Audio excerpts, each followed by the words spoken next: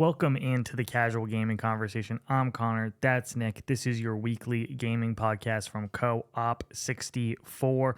This week we are back reacting to your gaming hot takes. It's early in the morning. Nick, how we feeling? Feeling good. We got a pretty long day ahead of us. And by long day, I mean potentially a long 48 hours. We're shooting this the morning of the Skyrim subathon. So this will be after the fact. So I'm just going to assume thank you for your support. But no matter what, thank you for your support. But yeah, I'm excited for today. I'm excited for this weekend. How are you doing? Feeling good, yeah. 48 potential hours of Skyrim ahead of us. Will we break? Will we get through it?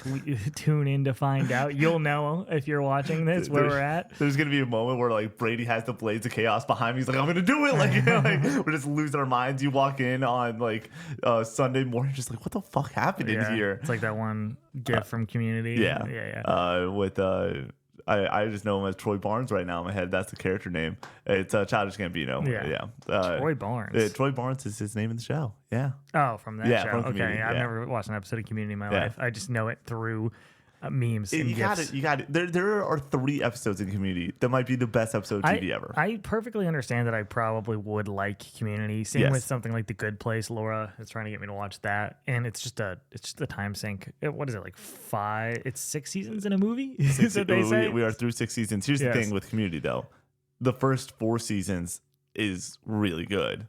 Correction: the first season 2 through 4 are like phenomenal. The last episode of season 1 is like one of the best episodes of TV ever, in my opinion. The paintball episodes are known as like elite tier television. But yeah, the first season is like all right. The second, third, and fourth season, they just find their groove. Everyone's acting their asses off. Everyone is just figuring it out. And then certain cast members fall off. Childish Gambino leaves. Donald Glover. Yeah. And I forget who plays Pierce for some reason. Chevy Chase leaves also the show because apparently he's not the best to work with. So heard. But yeah, the show is phenomenal. Those 3 seasons are just like, once again, top of their fucking game. It's the case with every sitcom. Yeah. The first season of every sitcom sucks. I'm trying to think of anyone that's like really solid. Yeah, How I Met Your Mother is decent. Yeah, I think that's probably the best case. But it's still not the best season. Groove, you find your groove in season 2, 3, 4 or whatever. How I Met Your Mother probably 5, 6, I think. On like what's the best season? 3, 4, 5, 6. Yeah. Yeah, 5 through 6 is like elite. 7 and 8 are like lesser tier, and then 9 is fun ride. It's something. Yeah. I'm one of the people who like the ending of How I Met Your Mother. I do too. I know a lot of people don't, and we're disappointed. I think that when people are upset about it, it's like we were not watching the same show. Yeah. For me, finishing that show out, it was so cathartic for me because I started watching it in like early in high school, and it was the first adult television show that I watched. Like we were on Nickelodeon and Disney Channel way later than we probably should have been at that point. And then one night I watched the Best Burger in New York episode. Great episode. And was like, oh, this is really good. And then I started watching it pretty consistently. I remember getting the DVD sets from the library on vacation and staying up really late, just grinding episodes of How I Met Your Mother. I haven't watched it in a very long time, but like very fond memories of that show for sure. For me, it was the Xbox One releases. We got one just in the house in Ohio, and it had Netflix on it. And I played so much Titanfall that summer, and I watched so much How I Met Your Mother. I watched like 4 seasons of How I Met Your Mother in the span of like a month and a half, and also played like 50 hours of Titanfall. Yeah, I'm not a huge sitcom guy in general. Like I like Parks and Rec. Quite a bit. Do not like Friends from what I've watched. Can't stand The Office. The comedy in The Office makes me cringe, which is like the point. And I think a lot of people vibe with that. It just does not vibe with me personally. And then there's others that I just like have not gotten to, like Community and Good Place, that I would like to get to, especially The Good Place because it's made by the same people who did Parks and Rec, and I love Parks and Rec. So NBC. Yeah, no, like the same writer. Oh, I understand. Just the NBC comedies are pretty good. Oh yeah, and like Brooklyn, you've watched Brooklyn Nine-Nine. Brooklyn Nine-Nine's so fucking funny. I've not watched that. Laura's watched that. Oh my god, Brooklyn Nine-Nine has like moments that are not like I don't think it reaches the highs as other sitcoms, but like god damn, there are some moments in that show that just rent free in my fucking head. So fucking funny.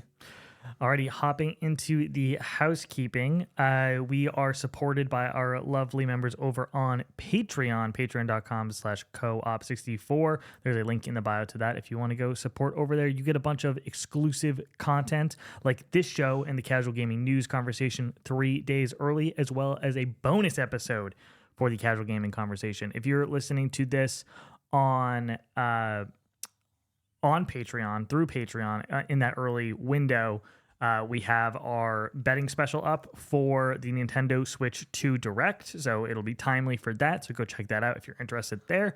I think it's one of the best pieces of content that's over there thus far. Like, it is really, really good. If like, I watched it to go and make sure the edit was clean and everything, and like, the hour flew by. By. Like, literally, I was like, oh shit, I'm 50 minutes into this thing, and I like didn't even I was like, am I gonna have to like start skip? No, like, it is so fucking good. Shout out to Jacob Stevens.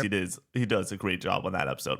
Yeah, so go enjoy that, as well as a bunch of bonus episodes at this point of the Casual Gaming Conversation with a range of topics. I'm totally blanking on the topics we've done recently. We've done an Avowed spoiler cast. We've done an Uncharted 4 spoiler cast. There's the reviews that we've done for. The Assassin's Creed Shadows was one of the latest ones. Yeah, that betting special. So we took a week off. It's still there. Still a bonus episode there. And you have a Q&A coming up with Nick this Thursday as well. An hour of questions and answers. And I think it's really good. I re-listened back to it. And I think that the questions y'all wrote in were...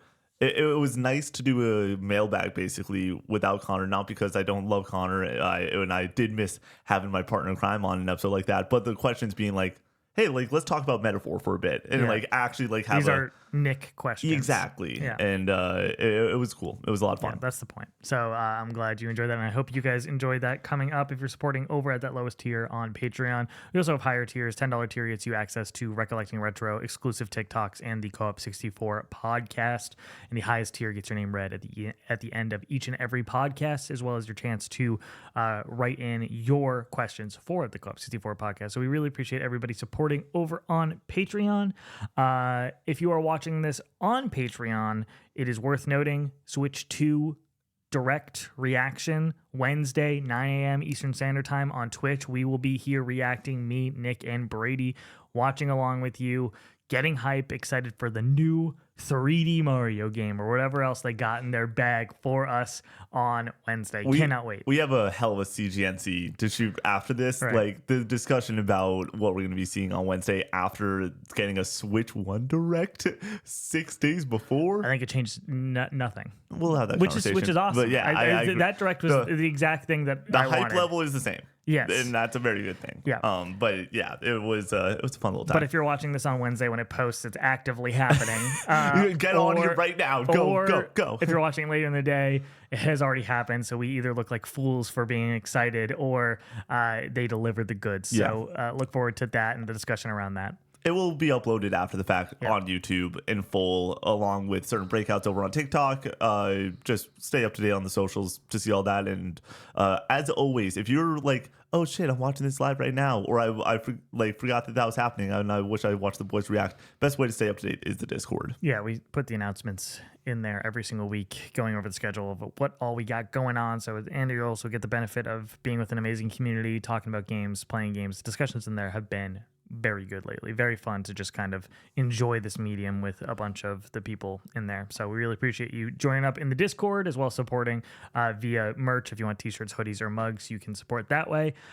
Jumping back to the Twitch side of things, we are doing a Pokemon Nuzlocke with some caveats, whatever, to make it more fun or more smooth, rather, for us going forward.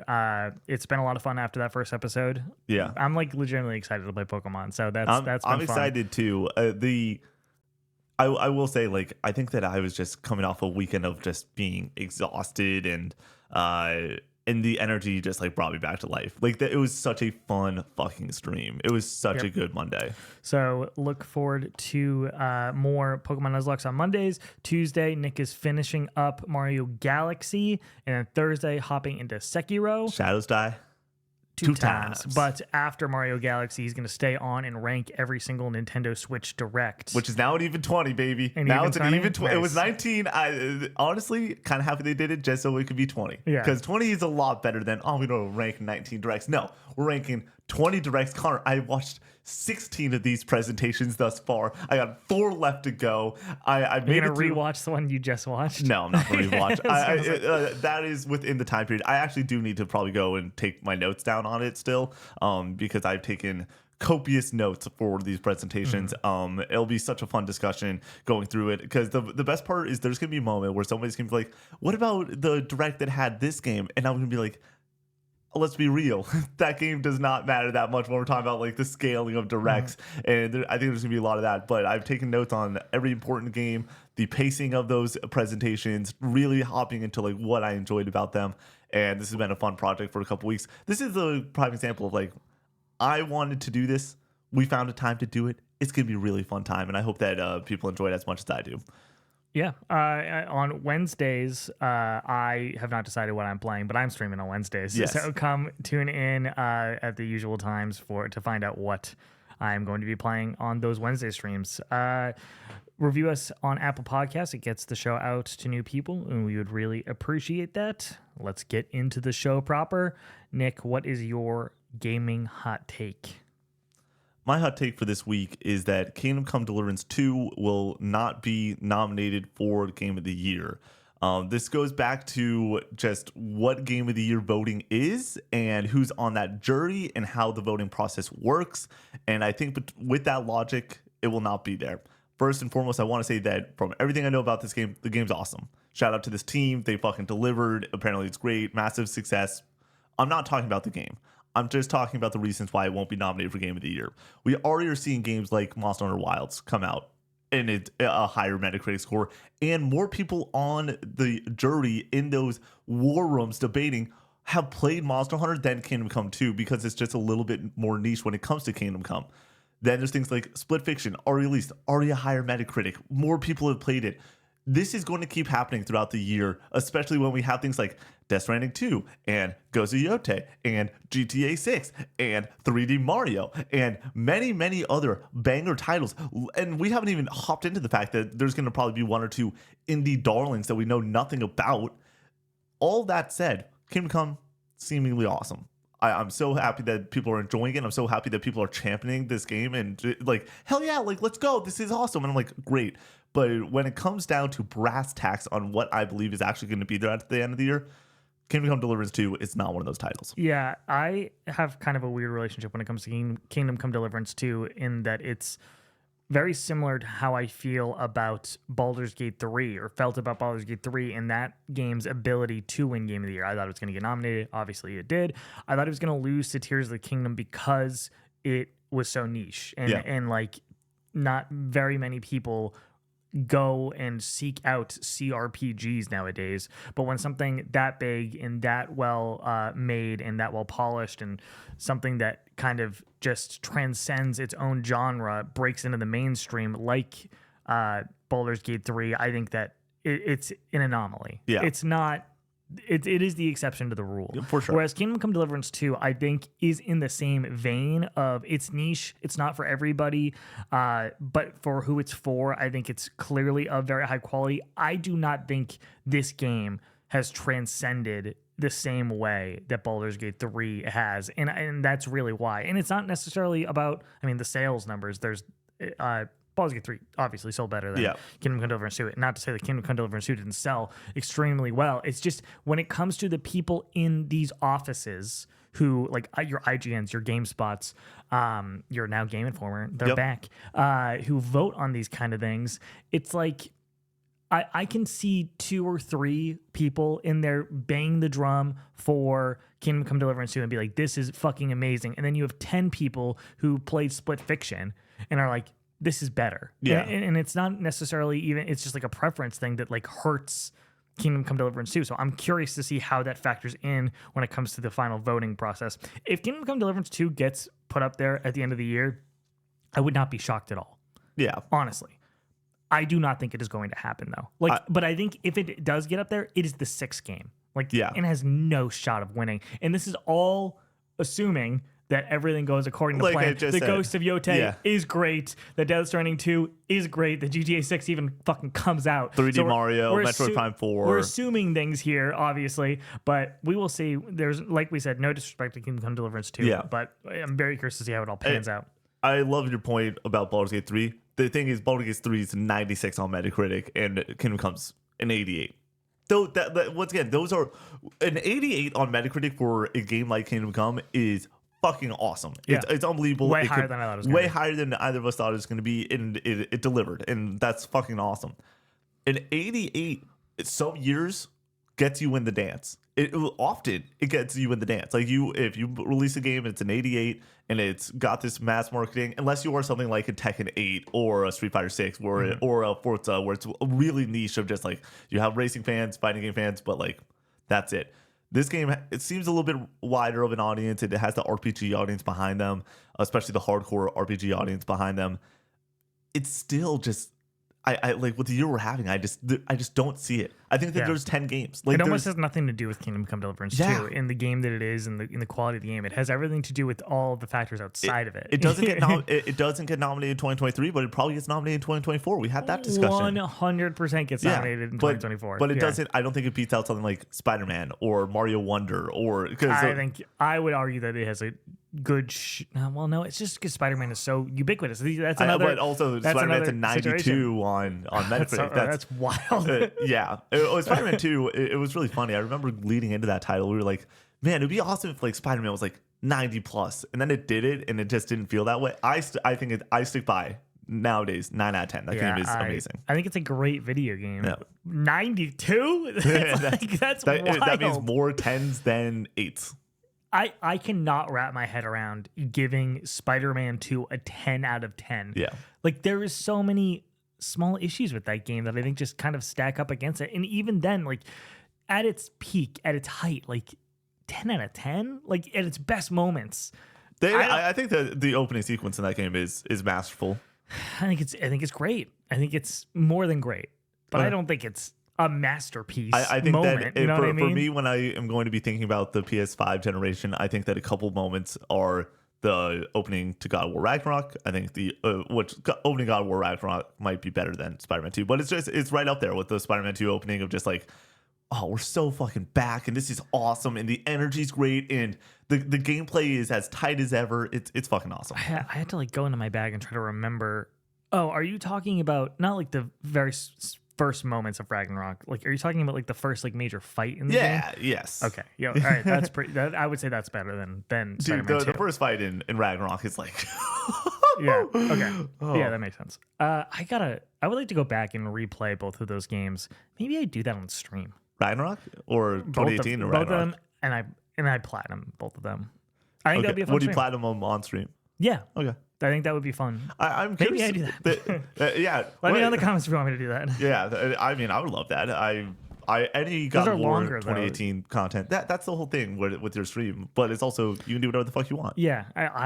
Maybe I do 2018 and then do something else, and then I will say right now, we with me starting up Sekiro and you doing Nuzlocke, I love you playing shorter games because it's like we're just gonna have 3 tank of games going for a while. Yeah, I don't think I would do it next at the very least, just because I kind of like doing these shorter games. This is what we get when Connor's on the fly. Connor's always shooting from the hip when it comes to the streaming schedule. It's good, but it also means that you can randomly be like, I do want to play God of War. I've just been platinuming a lot of games lately, and it's fun. Yeah, I've been enjoying. I'm enjoying Gravity Rush quite a bit right now on Vita.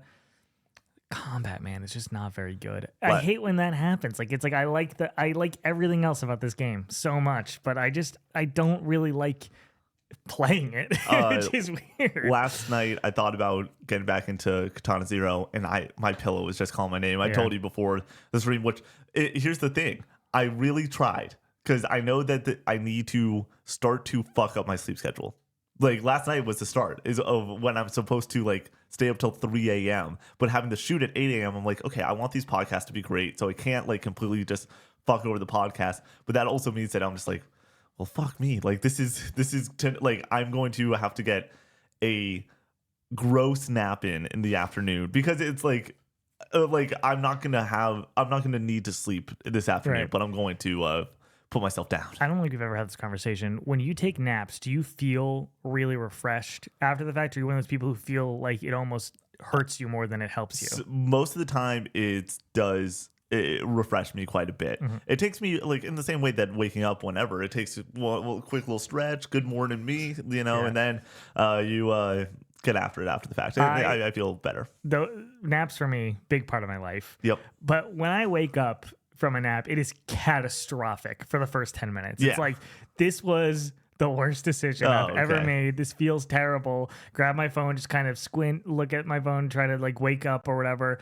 And like once I finally get the ball going, it's like, oh, I feel refreshed. Yeah. I feel good. But Laura, on the other hand, is like, I can't take a nap. It will ruin my week. Yeah. No, for me, there are moments that the way it ruins my week is it just ruins my sleep schedule. Because then I am back into staying up till 2 a.m., which is never the goal for me anymore. You see, it doesn't do that for me. I take a 30, 45-minute nap. I'm still going to bed at 11. Oh, but I don't take 30, 45-minute naps. What are we talking? Like 2 hours? I don't have 2 hours, yeah. That's just like on dude, Sunday for content, whenever you roll out, which is now thankfully around like 2-ish most times, plus or minus an hour, around 2.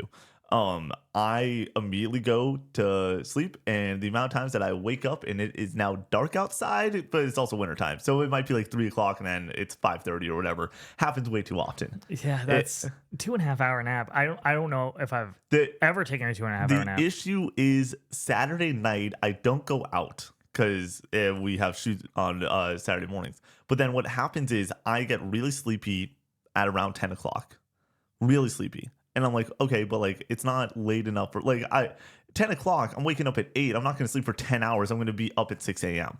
So what I do is I convince myself, I'm like, just stay up a little bit later. And then it hits 11, second wind. All of a sudden, I'm like, oh, I can do anything right now. And then I end up playing games till 2 a.m. And that's not great. So I don't get second winds at this point. I think that's the big problem with me with staying awake. It's like 11 o'clock, I am toast. And if I'm starting to feel tired, I'm just going to go to bed. All right, my gaming hot take. Yeah. We've been not talking about video games. Well, we've been talking about video games for a minute, but I said that be. when I wake up from naps, I play video games. Come on. There we go. If you want more bullshit like this, Code 64 podcast. There you go. My gaming hot take is that it needs to be a bigger deal, and we need to complain about it more, that these remake/remaster collections don't include the tacked on multiplayer. The fact that we're getting God of War, Gears of War collection later this year probably is what's rumored, and it's not going to have the multiplayer. Pure travesty. What are they doing? I want the multiplayer in the game. The Last of Us. Give me factions in that remake. Why is it not there? Even going back to Uncharted 1, 2, and 3, a collection on PS4, those multiplayer modes are awesome in 2 and 3. Before games like Fortnite and Valorant that are meant to be played over and over and over again, those are the games that I have the most hours in because of the multiplayer. I was playing those for months and months after release. And when we're talking about charging $70 more, $10 more than these games cost at launch, and you're not going to include all the content, it's like, what are we doing? They are actively stripping out value from these games and charging us more for them. It's ridiculous. I can't stand it. That's my hot take. I agree to some level. Do I think it's ridiculous? Yeah. But like for me, the win of Gears Remastered is I just want a up-res version to play those games. And like, yeah, sure, I would prefer it to have multiplayer, but at the end of the day, I just want to go and have that be a thing. And if their issue is, hey, we don't want to go and have to worry about servers running and we just want to get something out the door and into the player's hands, I kind of understand that. So I don't think it's the world-ending travesty, but I do think that it sucks. It's not great. Yeah. I think most people are going to agree with this. Like, in a perfect world, of course, we want the multiplayer added in there. I'm just saying that, like, I feel like it's almost not talked about enough. It's like, oh, Gears of War is not going to have the multiplayer. It's like, that sucks. But like, we're so excited about it. It's like, we should be rioting in the streets over this. This is ridiculous. Well, once again, I do have it written down. I do think that there's a really good chance you and I play Gears 1, 2, and 3 this year. Yeah, that'd be fun. That's a extra life thermometer goal that we've had written for a minute. Nice. Connor, you want to go back and play Gears 1? Come on. On the couch, like co-op, it might be fun. It would be a lot more fun. I played co-op with another. How long with a friend. Is Gears 1? It's like 6 hours. It's not long at all. 6, 7, 8. So something in that ballpark. Gears 1 is 9 hours. No way. That's what How Long to Beat says. Gears 2, 10 hours. Gears 3, 7 to 12 hours. That is a way too long of a range for a main story. 7 to 12, it either takes 7 hours or it takes double the amount of time. That is wild. I almost don't believe that Gears, because there's no way it's 9 hours. I got 9 hours on How Long to Beat, buddy. We get, what, a quick 3 play sessions, three Monday streams? Yeah, I mean, we can book through these for sure, but like... Let's just take a couple months and play through the Gears series. I think people would love that. Here's the thing. It's also one of those series that, like, we get yelled at all the time for not beating. I played so much Gears 3 when I was a kid.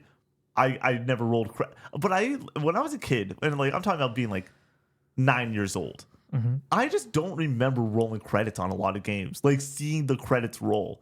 There's chances that there's a lot of games for me too. Halo 3, the Warthog run and everything. I'm like, I remember doing that with and it's just like I don't remember seeing the credits roll after the fact and like sitting there and stuff like that. So it's such a weird push and pull. That's another thing. Got to beat Halo 2 before Braden and I play Halo 3 for the co-op-a-thon. Right. I've already beaten Halo 2, but I haven't beaten it since I was a kid. So I need to get back to it. It's stuff like Kingdom Hearts for me. Like I got Kingdom Hearts when I was 5. I didn't roll credits on it until I was 15 years old. Yeah.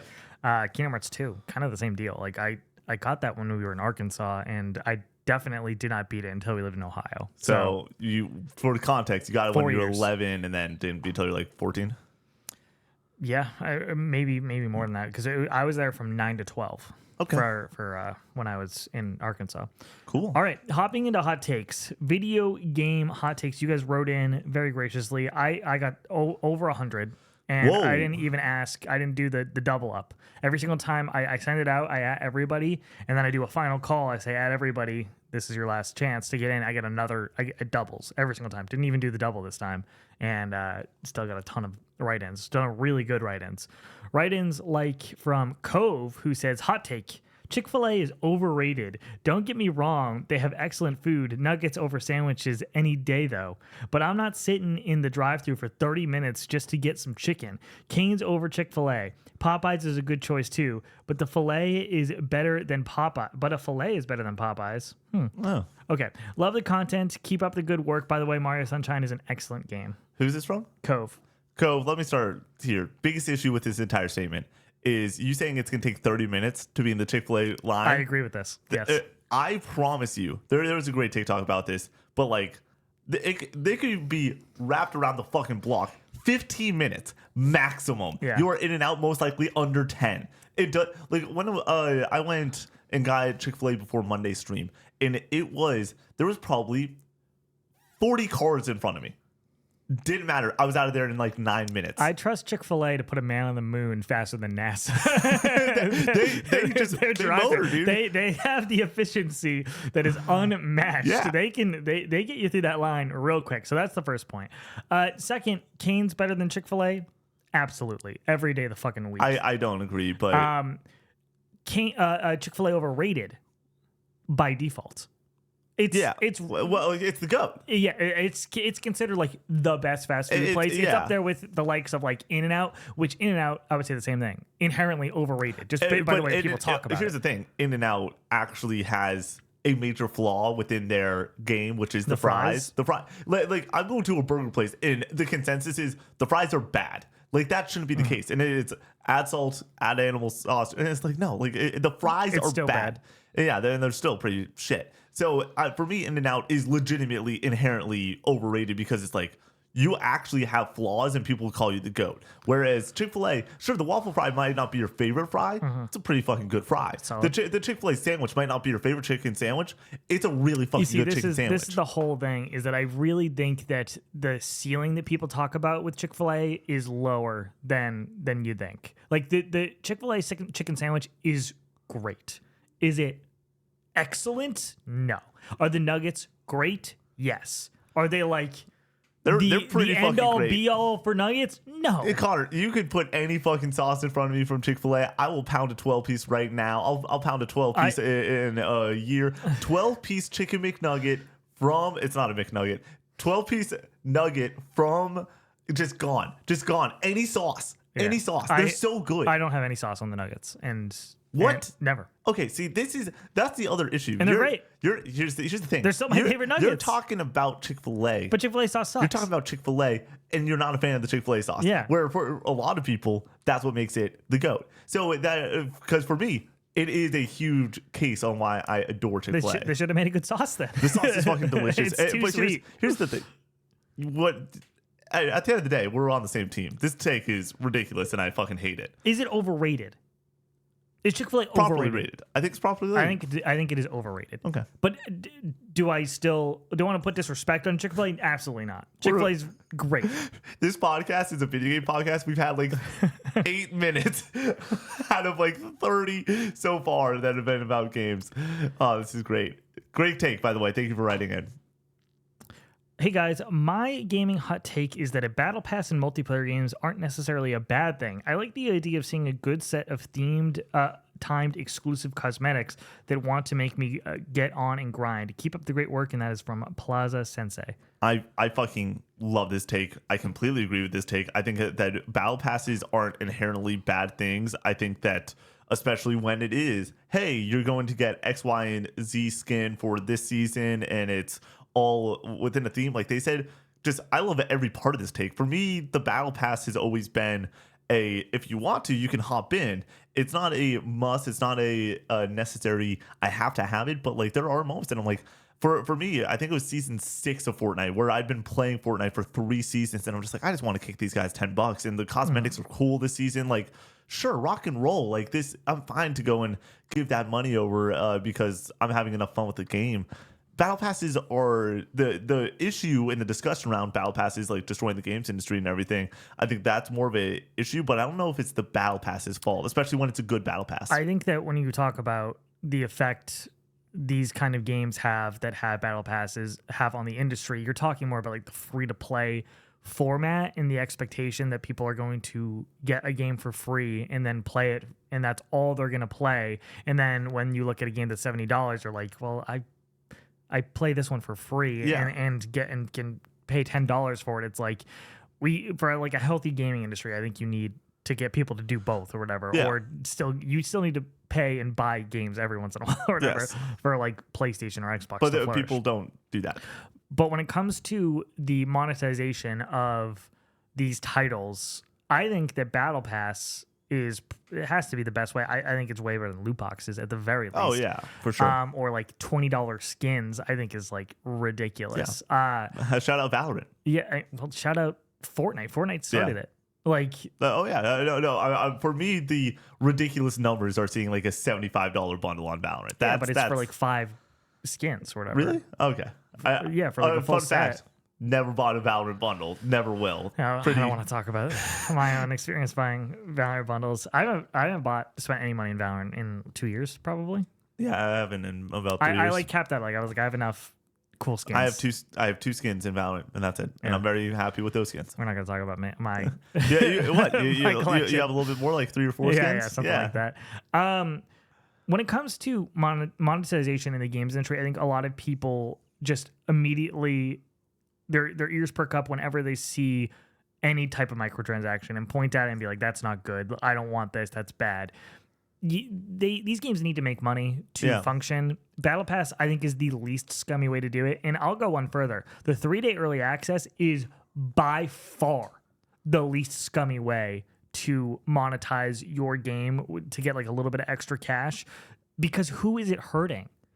Like if you can't wait those 3 days and you really want it, it's like, go for it. That doesn't hurt me. Like, and if you want that, I've fallen into it. Like I've paid the $30 to get in early. I paid $40 one time.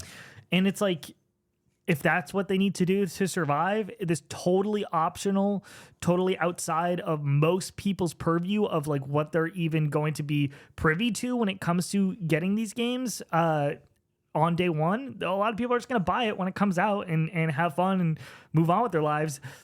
It's so unintrusive to the overall gaming experience that I think these $30, $40 price tags or whatever for early access, I'm like, whatever.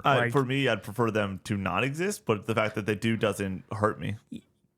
Yeah, I wish everyone. Here's like the thing. I just don't care. For like, me, if they exist day or not. one, everyone playing the game, everyone having the conversation. That is such a fun day, release day that we've had forever. And now that is not the case because there is. If you're not doing the release day is for $100 game now. That moment is the $30 extra that you have to spend. And for me, the patient gamer always wins. That's how you do it. But and I've been patient in some instances, but also in some. Star Wars Outlaws, shout out. I spent an extra $40 to get the review out. Yeah, to get a review out, which I would never spend $40 extra for Star Wars Outlaws. I would not spend $70 for Star Wars Outlaws. That is a on sale type of game for me. But these games aren't hurting me. It's just what it is. Yeah. Bring back natural lighting in video game announcements. I'm sick of seeing hardware reveals being a floating console in a CG rendered trailer.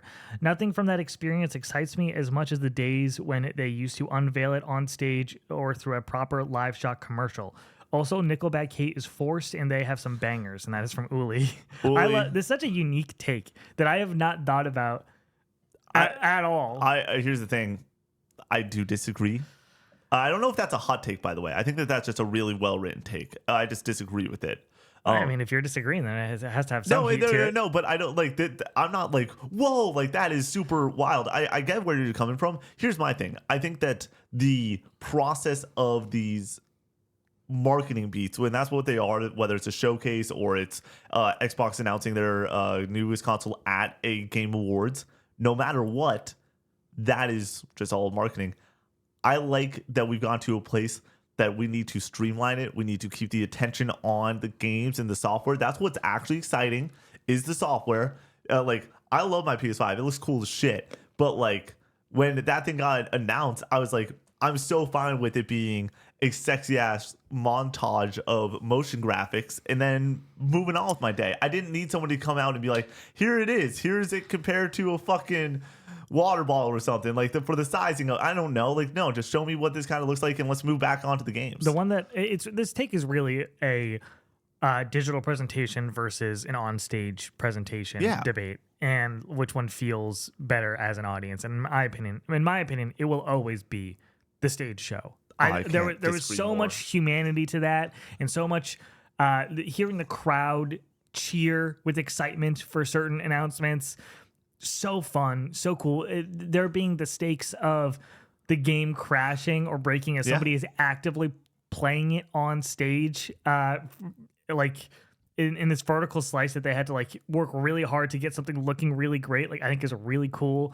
We've seen it fail, and I think that's really cool as well. It's like, this game isn't ready yet, and I don't want to see giving you an early. Though. We're giving you an early look at it, and this is just the reality of making games. And I think getting a peek behind the curtain there is cool. So when it comes to this specifically, when it comes to console reveals, the one that I think of is Andrew House coming on stage with the PS4 and showing that italicized box off for the first time. And I'm like, and the crowd, like their camera flashes are just like popping off or whatever. It's like the Super Bowl. It's awesome.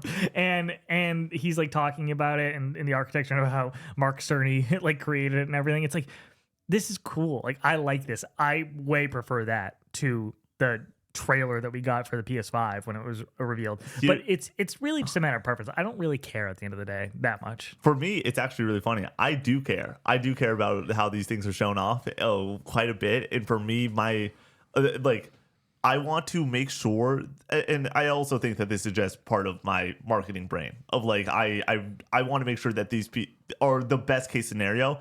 And sadly, removing somebody pulling a curtain or bringing something out just makes it perfect. And because I think that the announcement for the PS5 was perfect. It was exact that entire presentation. There was not a slip up. There wasn't a moment that wasn't phenomenal. And that including the revealed console. Well, we get those type of experiences from live shows every once in a while, like where you have no slip ups and it's just perfection. 2016 E3 PlayStation. I know, but even then, it's like I don't want to risk any of it. And for me, these presentations are the highest stake moments throughout the year when it comes to gaming and a large part of the success of gaming. And when you have 120 million people watching the Game Awards, sure, it's nice to have Jeff Keighley out there and the Muppets ripping some jokes, but every single time I'm just like, just nail your points, just like don't go too long, don't all these things, and to strip that away and just make it like perfect. I'd rather just make it perfect than it's just stripping it's this really desensitized experience, I think, whereas there's a lot of humanity in those slip-ups, in those speeches, in the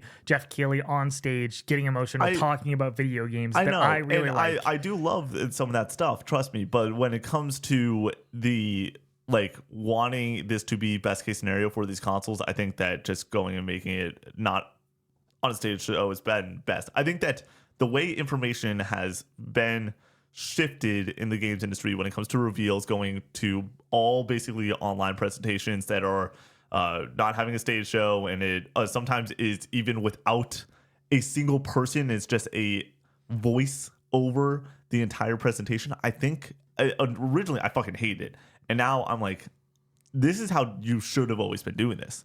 Especially now that we get 3 to 4 marketing beats with Nintendo every year, 3 to 4 with PlayStation, and now even Xbox is doing 3 to 4 between the developer_direct, their June showcase, and then some partner showcases. And I think that's how you do it, in my opinion, nowadays. Nickelback hate is forced.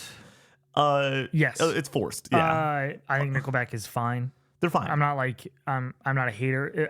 If there's any band that deserves the hate that they get, it's Imagine Dragons. We should flip the Nickelback hate all onto Imagine Dragons. Everyone already hates Imagine Dragons. I'm saying that it should be worse. Oh, okay. What is the most hated band? 9 out of 10 people gonna say Nickelback. I think, and then one person might say Imagine Dragons. We flip it all to Imagine Dragons. That band sucks. That band is terrible. One sec. I need a moment. I need to throw this out there. Okay, let's have a moment. I kind of like Imagine Dragons. Yeah, I know. And here's my issue. I will it's just time and place sort of deal. I went and we had a shared car between my dad and myself for my high school experience. My dad would take the train into work into Boston, so I'd have to drop him off, and then I'd be able to utilize a 2007 Jeep, it's not a Cherokee for some reason, a Wrangler, yes. Yeah. And so I get the car, and I'm so stoked, and this doesn't have a aux cord. And I was like, do I go and get like something to plug in and whatever? And at the time I was like, it's whatever. We go up to do a little vacation, and we were in a record store, and they had CDs, and I got 2 CDs.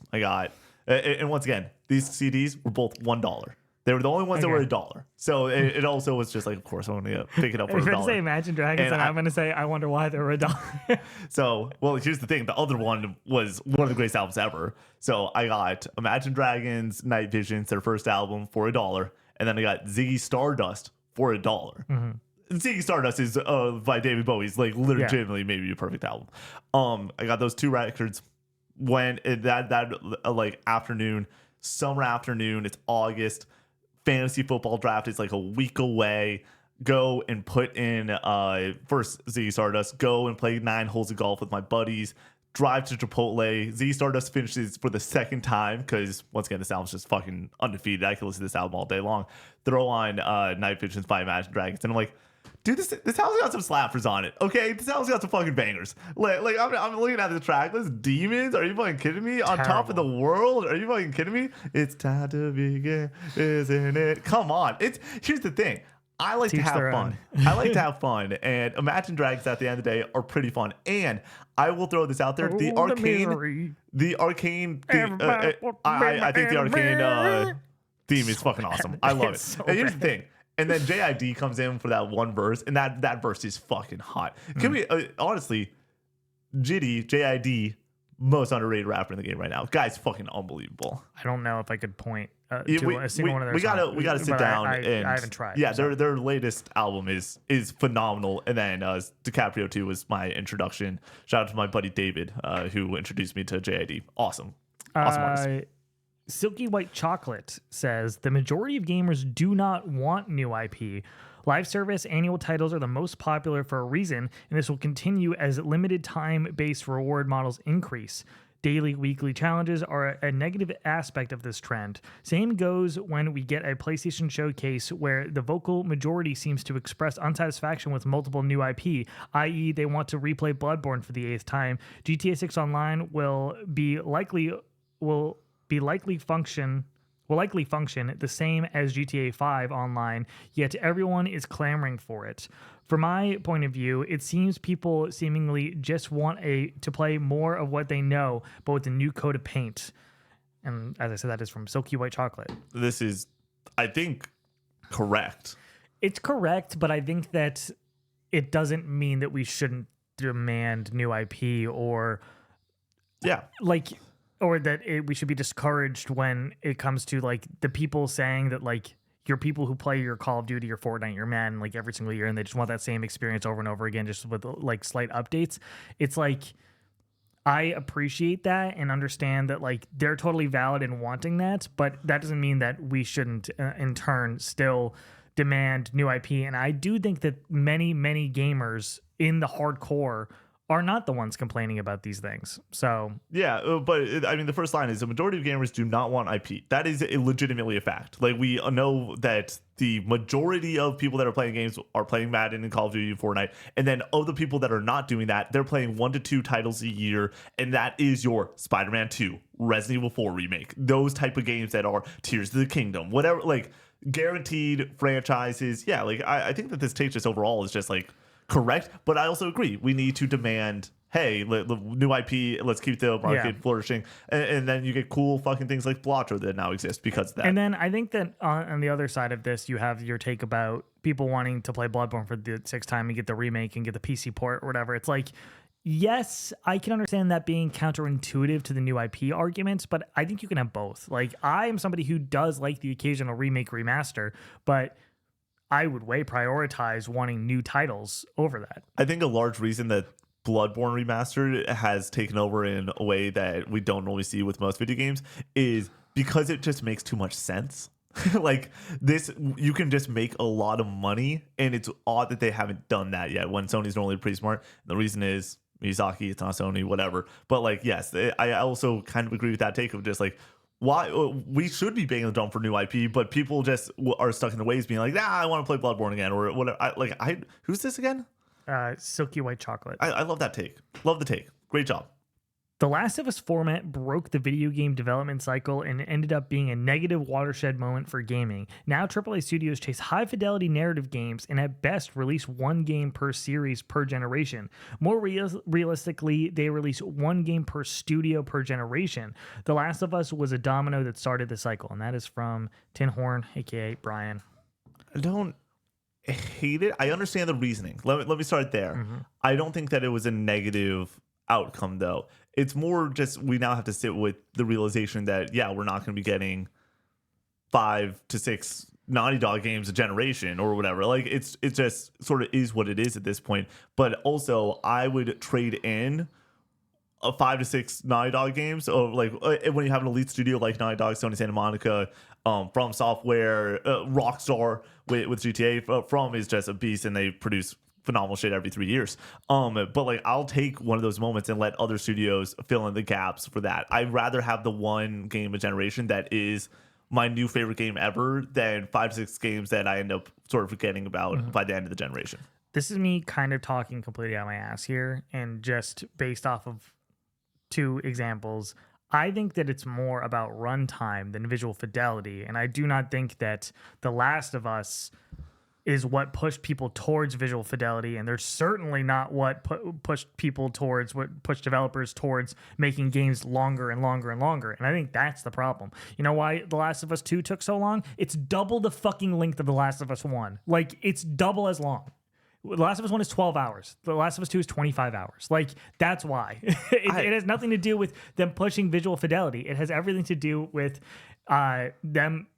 the scope of these games getting bigger and bigger and bigger and bigger, and it's not sustainable. And the way that people talk about value in games comes from length. Very rarely does it come from quality nowadays. And when we talk about a high quality 8-hour game, those don't exist in the AAA space, period. And if they do, it's for games like Resident Evil that are meant to be replayed over and over and over again, and that's the only reason it's acceptable. Shout out Astrobot. Yeah, Astrobot fucking rules, and it took 3 years. Yeah. And it's 12 hours long. And it's 16 hours to platinum. It's perfect. It's what we want. It's what I want. It's like, but we don't get games like that. The last the Heretic Prophet Intergalactic is going to be 25 plus hours long. Definitely. No shot is it going to be Uncharted. And the reason we got Uncharted year over year over year with increasing visual fidelity, they kept the games looking better and better and better with more cutscenes, more voice acting, better visuals, is because they're 8 to 10 hours long. Like, that's why they can do it. And it's just it's unsustainable how we are hoping these games to get bigger and bigger and bigger and expect them to come out faster. It's not going to happen. No, I don't think that has anything to do with visual fidelity, personally. Yeah, I don't. I think that size of game it does matter a little bit. I don't think that it maybe matters. I don't think that that's the all in on the issue is the sizing of the game. I do think that comfortability of being like, yeah, you're a AAA studio, so you get 5 years is sort of makes it a lot harder. Where you could, in my opinion, and this is just like dumb dude math, I guess. It's like, okay, the way that you get games out faster is you hire more people, so things are a little bit more streamlined, and but that also means you're pumping way more money into the project, all that stuff. Right now, I don't know how to get the Heretic Prophet out in 5 years. I don't. You make it the length of Uncharted. Yeah, but I don't know if that game scoping wise 3 years. Yeah, but I don't know if that game scoping wise would suffice that. Like what the game is trying to do might need a 25-hour game. I'm almost saying that games are trying to do too much. Is really kind of how I feel. Like I want these streamlined experiences. I mean, I don't want them universally, but like from Naughty Dog, I would love a 10-hour video game. Sure, I'd love a 10-hour video game, but the best video game ever, in your opinion, is the 25-hour Naughty Dog game. And the biggest flaw with that game is that it's long. Oh, I don't for a moment think that's an issue in that game at all. I think the pacing of that game is phenomenal. The best paced game that they've put out in the last 20 years. Lost Legacy? When was Uncharted? So not 20 years. The last 15 years or 14 years is Lost Legacy. Yeah. Because I think the pacing in that game and the pacing in like Uncharted 2 is so well done. I mean, Uncharted 2 I think has pacing issues, but that's the second you get into the snowy area, it drags heavily. And I think Uncharted 4 has major pacing issues, as we discussed on the podcast. I completely disagree with those, but I think that game is actually probably. I think that game might be more well paced than Lost Legacy. It's just the longer you go with these games, it's the more opportunity for downtime for me to not be having fun. Whereas something like Lost Legacy, it's like I'm having fun from beginning to end. Getting back to the question, though, it is. I think that. I disagree that this is The Last of Us fault. I think that at the end of the day, it's more of a industry-wide issue that the push is, hey, we need to make a shit ton of money. We need to keep people in the games forever. That, I think, is the number one issue when it comes to games industry. You could argue it's GTA 5. Yeah, I think GTA with the GTA Online and like what that game was trying to do. Here's the thing. 2 of the best games ever are Fortnite and GTA 5. That's period bar none. I also think that they might have created some of the biggest issues that we now have in modern gaming. So it just is what it is, though. Does The Last of Us hold some fault in this? Sure. Yeah, I can understand. But also, I think that you can go back and be like, when they're talking about things potentially like graphic fidelity, I'm like, I remember Uncharted 2 and things like even Metal Gear Solid 4 or what. Those are the certain watershed moments when it comes to graphics. It's like, I wouldn't point the focus on and blame on The Last of Us inherently. Even that year with BioShock Infinite, when it came to how gorgeous that game looks with the art style that it's trying to have and stuff like that, it's like I don't know where the blame is. Like for me, The Last of Us is like 20th on to blame for current modern issues and people trying to chase the trend and success of that. Because at the end of the day, that's what the question is all about. It is, hey, people are trying to capture the success of The Last of Us, a GTA, a Fortnite, whatever. Those are the current issues in the games industry, but they're doing so in an incorrect way. And the struggle of finding out what is incorrect about what people are currently doing compared to those games is where the issue inherently lies. From DeFaz, numeric rating systems for games are largely meaningless and people should focus more on substance when discussing their opinions. I mean, yeah. It's just a fact. that boiling things down to a number, it, for me, helps me organize my thoughts at the end of the day, because when we're playing 50 games in a year, it's hard to remember every single thing I said about that game, but I can go back my notes and say, I gave Starblade an 8.5 last year. Yeah. Quick things like that.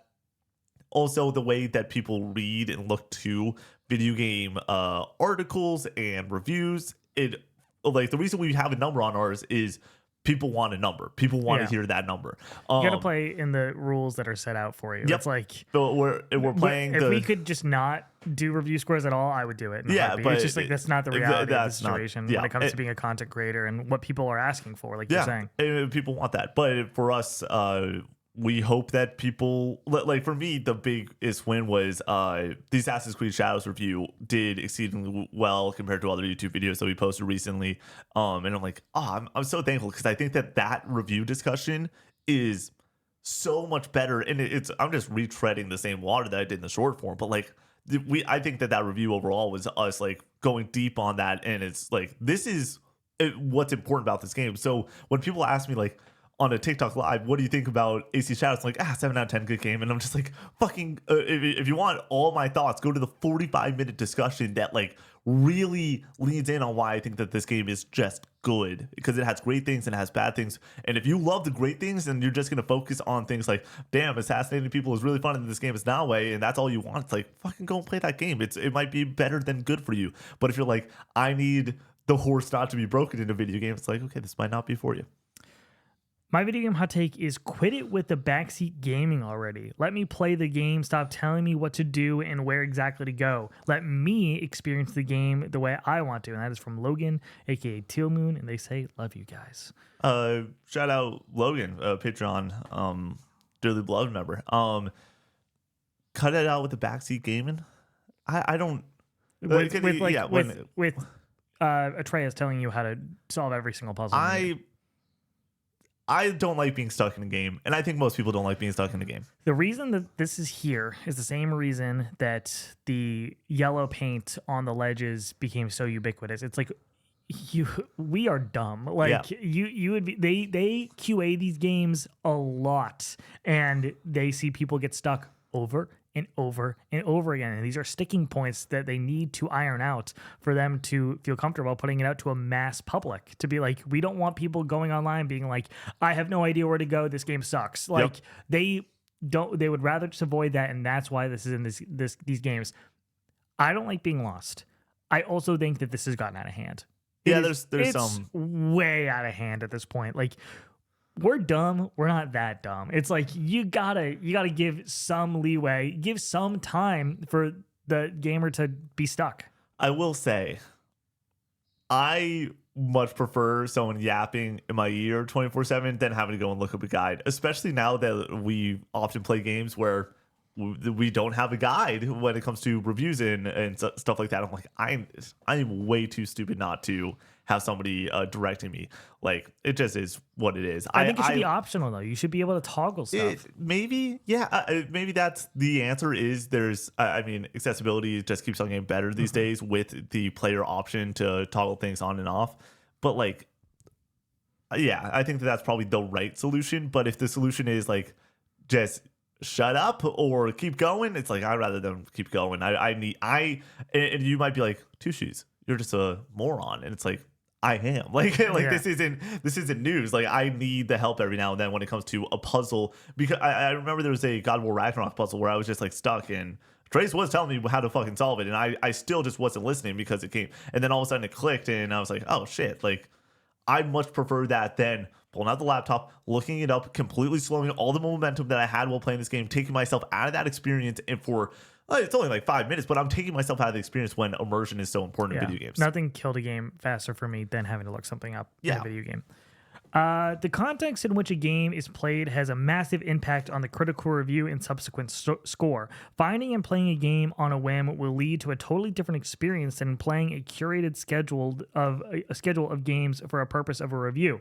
Also, the context in which they are played on stream with a group of friends, alone, changes things. I value a critical review of a game played offline versus on stream differently, and that is from Whifflord. I mean, I kind of agree. Like, there's a reason we don't try to play games for review on stream, because but you're still on a deadline, and playing it differently in many instances than you would. Like, you grinded. We've Assassin's Creed. Oh yeah, we discussed this many times. Of like, we try to give whenever we're reviewing a game, full context, this is how we were playing it. This is sort of the experience that we went through, mainly to go and be like when I was playing Assassin's Creed and I finished the game at 3 and we shot the review at 4, like that day. Like it was such a quick turnaround. Thankfully, with long games like that, I write notes throughout the entire time. I really tried to form my opinion while going. And then when I finished it, I just finalized my notes and I was like, yeah, I was at a 7 for 40 hours. The last few hours didn't really change too much of that. But yeah, when it comes to playing a game on stream or playing it for review, the nice part is we are getting a little bit better at getting codes, and so the experience is a lot more similar when it comes to over and over again. Like this is what is sort of happening, but like it really is. We just try to add that context, but I do agree that the context matters a lot. If I'm playing Elden Ring on stream, for example, last year, and I'm like, this game is still a masterpiece, and I have people yelling at me frustrated and stuff like that. I think that there's even extra context to that. But then there's things like Split Fiction. Brady and I streamed that night because we had to get that review out. We had a stream slot, so we had to fill that slot with something, and we're like, let's just do Split Fiction. But the rest of it we played off stream because for us it was important to have that experience where him and I are able to shoot the breeze on the couch, not focus on a chat, really focus on the dynamics between him and I and these characters on this journey. And when we did that review, we were very clear of like, hey, we streamed the first day, and on the long form, I don't know if we said it in the short form, but once again, we always try to put up long form reviews for major titles.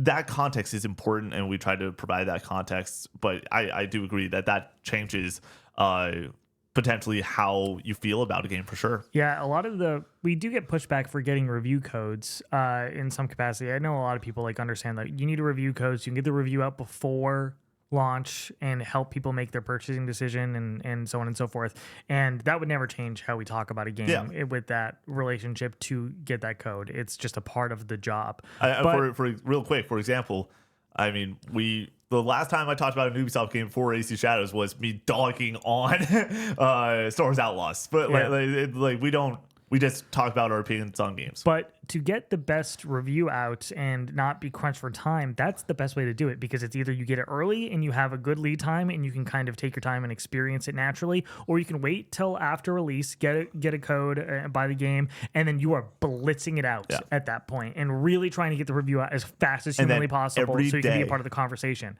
Every day that we don't have a review up for that game, there is always comments, where the fuck's the review? Yeah, and we get pestered all the time, every single and we're not game, once again, it's a part of the gig. That is fine. We understand that certain people sort of have a standard for us at this point of like, they're going to play everything and they're going to try to review everything. And like, I mean, first Berserker, for example, it's like, hey, you guys love these action games. You guys reviewed Stellar Blade, Elden Ring last year, and Black Myth. Whereas the first Berserker, it's just like, oh, we're just nonstop doing stuff all the time. Things are going to slip through the cracks, but like, if we really want to beat something, we are trying our fastest to beat it for y'all, and like fast in a healthy, sometimes healthy way. I say healthy, and then I'm like, I've stayed up for 3 a.m. for 4 straight nights playing Assassin's Creed. Pretty good time. I had a fun time on some of those nights staying up that late, but like, yeah, it is sometimes a real grind, whether it is the review process or not. But we really do try our best to be clear with it, and then keep you guys in the loop on just like what our experience is, because I think that context is important. Right. Wingstop is better than Buffalo Wild Wings, and that's from Freaky Twerk. Yes. Wingstop at a baseline Wingstop versus baseline B-Dubs, I'm gonna go Wingstop. B-Dubs has had moments in my life that like the wings are they're just for some reason like what was we've all had the moment. So when your buddies leans across the table and they're just like, and you, hey, what are you gonna get? And they're like, I'm gonna get some buffalo wings. And they're like, cool, I'm gonna get garlic parmesan wings. And you're just like, what the fuck's that? And he's just like, trust me. And then you go and you try one, and then you're just like, this. And when it's really good, you're like, this is the best shit ever. Okay, this is slapping me up and down. All right. I'm not on board for this. Oh, really? No. Oh, dude, I feel like this is a candid event for most people, where the first time they have a really good garlic parm wing from, because it's the amount of fucking just sauce that they put on it. It's ridiculous. Love that shit. Is good once every 20 times. I disagree with this at this point. I used to be on this wave, and then for the past 2 years, they have not failed me when it comes to wings. I mean, most recently I had B-dubs and it was Trash. terrible. Oh, it was disgustingly bad. Oh, like I didn't even want to finish it, but you paid for it. Wingstop, on the other hand, has at a floor is always good. When it's great, and like I feel like Wingstop changes their chicken every single time I get it. Like, and I get boneless.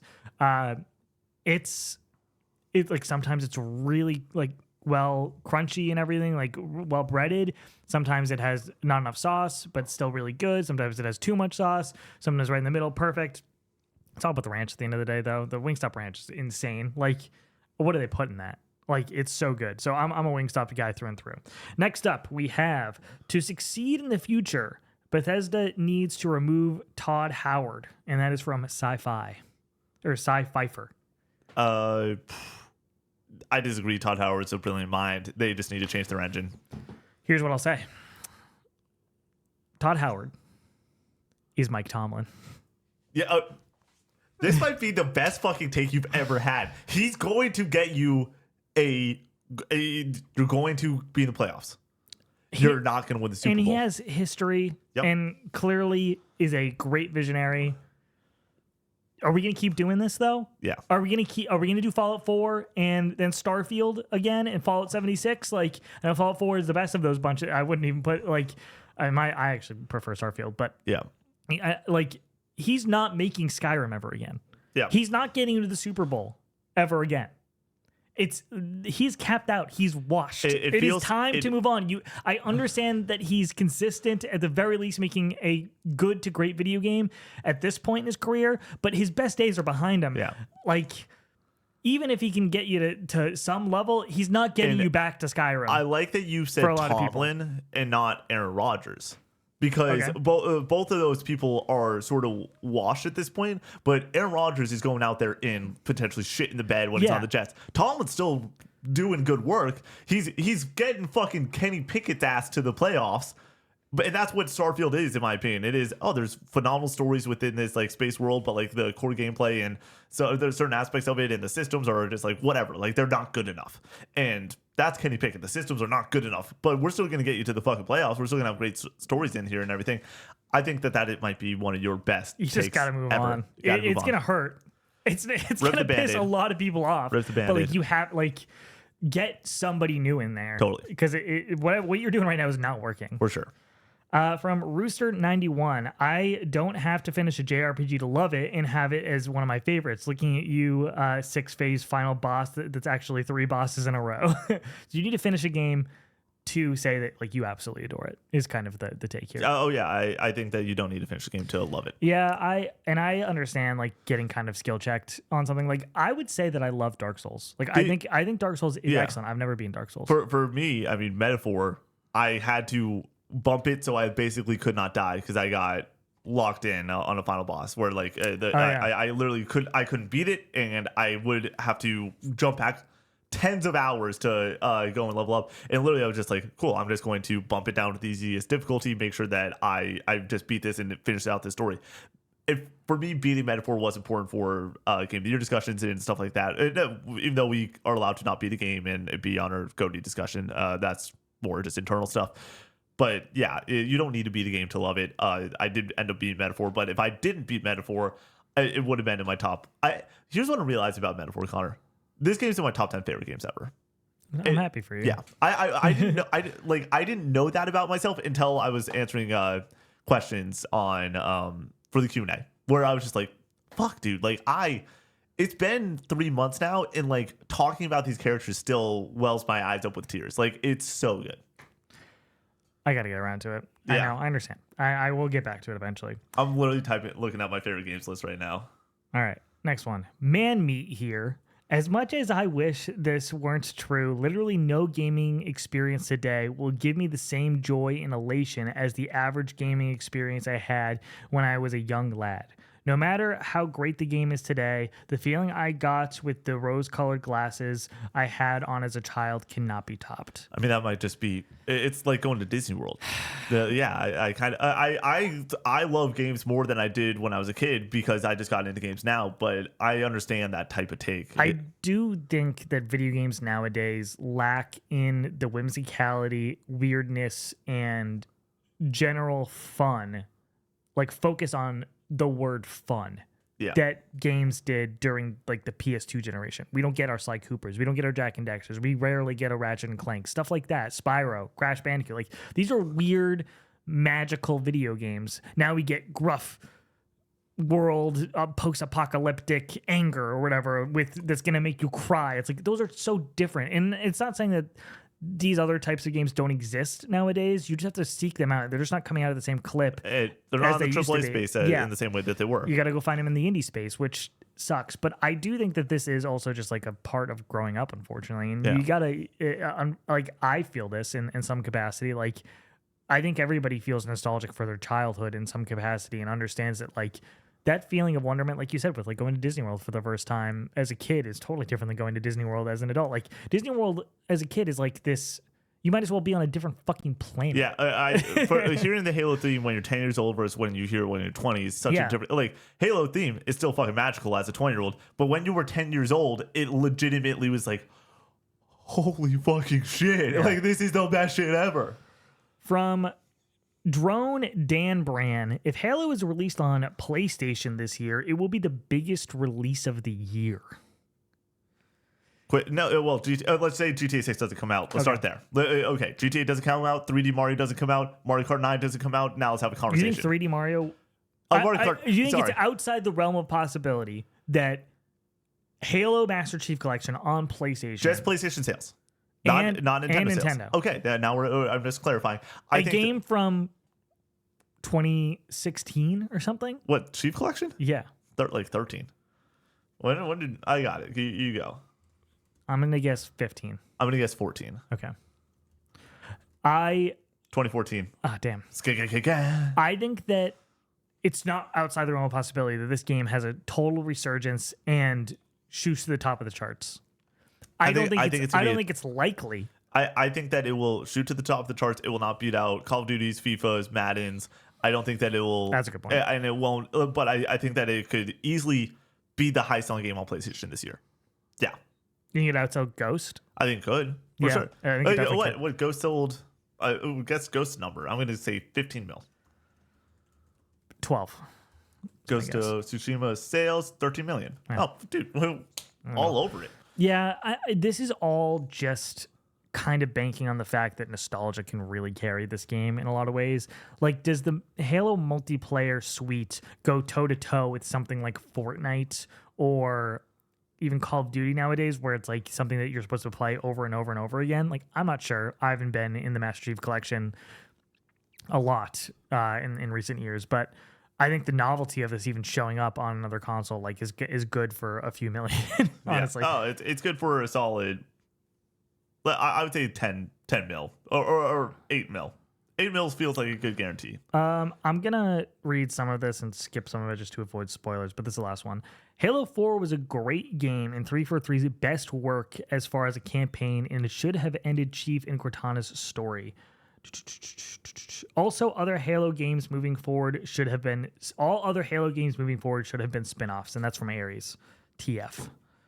I think that Halo 4 story is great from what I remember about it. I think it is the second best story in the franchise. And I could argue one. Yeah. Because I like how personal it is and like character focused. It is really character focused. Whereas I think that Halo 1, 2, and 3 is so much more about like this grand scale battle, whereas 4 is really about Cortana and Chief. And I love that. That was my first Halo that I beat on my own.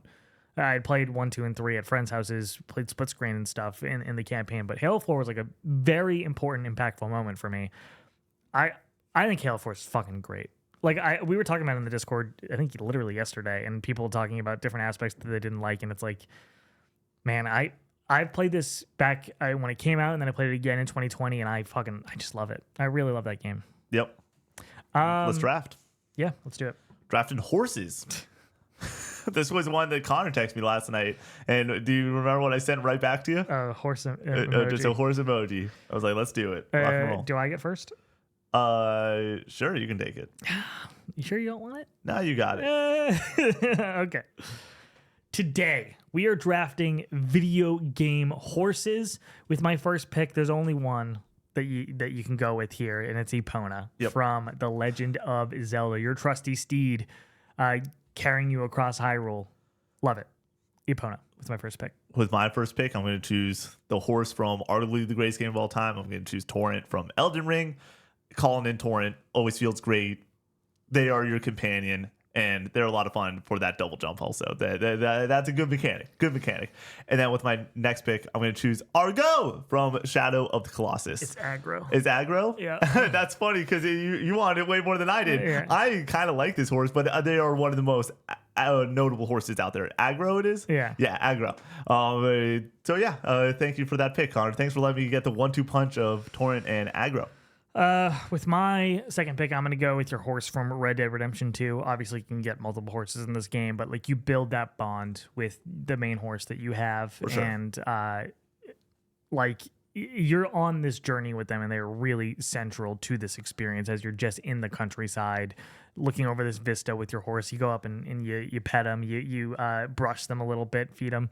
It's good stuff. I love the horse in Red Dead Redemption 2. In my third pick, I'm going to go with, for me, it was Sora from Ghost of Tsushima, your horse from Ghost. Another one of those situations that essential to the story, essential to the experience. It's a very lonely game in a lot of ways when it comes to Ghost, and I think that having your horse companion is such a essential part of that experience. So yeah, Sora with my third pick. With my next pick, I'm going to the Pokemon division. I'm choosing Rapidash with my next one. It's a fire fucking horse, literally. It's pretty fucking cool. And then with my fourth pick, I'm going to choose Shimmer from The Last of Us Part 2. Once again, we're talking about the lonely aspects of going through Seattle. That world is just made a little bit brighter by having a horse companion. With my fourth pick, I want to pick a horse that doesn't exactly drive well, but is essential to that experience. We're going to go with Roach from The Witcher 3, a game that I don't have a ton of experience in. I played a handful of hours and would like to get back to it, but Roach left an impression on me and is one of the notable horses in video games. So you got to go with Roach there. Last pick, my fifth pick, is going to be D-Horse from Metal Gear Solid 5. Another one of the situations where they jump to open world for Metal Gear Solid 5. You need a horse companion in these open world scenarios. Stealthing with the horse, like going on the side of it. Super cool. Love that experience with Metal Gear Solid 5 and D-Horse. So that's my last pick is Poppy from Animal Crossing. Just a cute ass fucking horse from Animal Crossing. This is one that like I could go with like the Skyrim horse. I just don't have a large connection, so I'm just gonna go and choose an adorable ass horse. You don't understand. The Skyrim horses are so essential to the experience because you can literally defy gravity. You are on a mountain, just straight up. I know, like this. I know, and you're just going vertical basically. I know, but once again, I just don't. I don't care for Skyrim that much. Yeah. So Poppy was my last pick from Animal Crossing. And then for other, who was your Last of Us horse? Shimmer. Callus. Really? Yeah, I would take Callus. Okay. I feel like is more notable. I guess they're pretty close to similar, but I had Callus on there. And otherwise, I think we got everybody. There's not that many notable horses. I mean, the Pokemon division has a lot. You can Arceus. Do you want to argue? Is Arceus a horse? No. They are 4 legs in a That's like saying a dog's a horse. They got a long neck and they kind of look like a horse.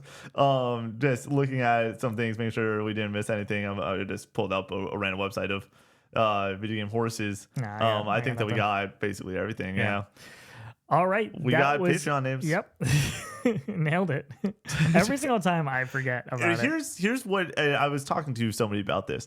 Here's what you need to do. When you make the doc, you need to have the Patreon names at the bottom of the doc. Yeah. Because if you don't do that, then it doesn't happen. The only reason I remember when I'm doing CGNC is I have the doc with the Patreon names on it. Alrighty. This show is made possible by our lovely, dearly beloved members over on Patreon. Members like Logan, Hope, Tyler D. Scooter Man. Dinkelberg Rules. Centuro. Ryan V. Go Nash. Neutral Sphere. Charlie W. Stooby Dooby. Stooby Dooby Doo. Stooby Dooby Doo. Calvin M. Nuke This Kingdom. Crispy. TJ Zach B. JC. Uli. Jacob D. Big Mac. Metal Dave. The Patty Cake. Bear Pog. Yogi. Damn. Holden M. Shane O'Mac. Colin C. Brock. Voodoo. Dr. Pookie Bear. Alex Golden. Andrew H. Master Diz. Jesse F. Drifter X1. Skirt. Presto. Maverick. Goops. J Matt B3. Ali Ben Ali. Michael B. Vorpal Matt. And Brian. Thank you so much for watching this episode of the Casual Gaming Conversation. We will see you on the next one. Peace out.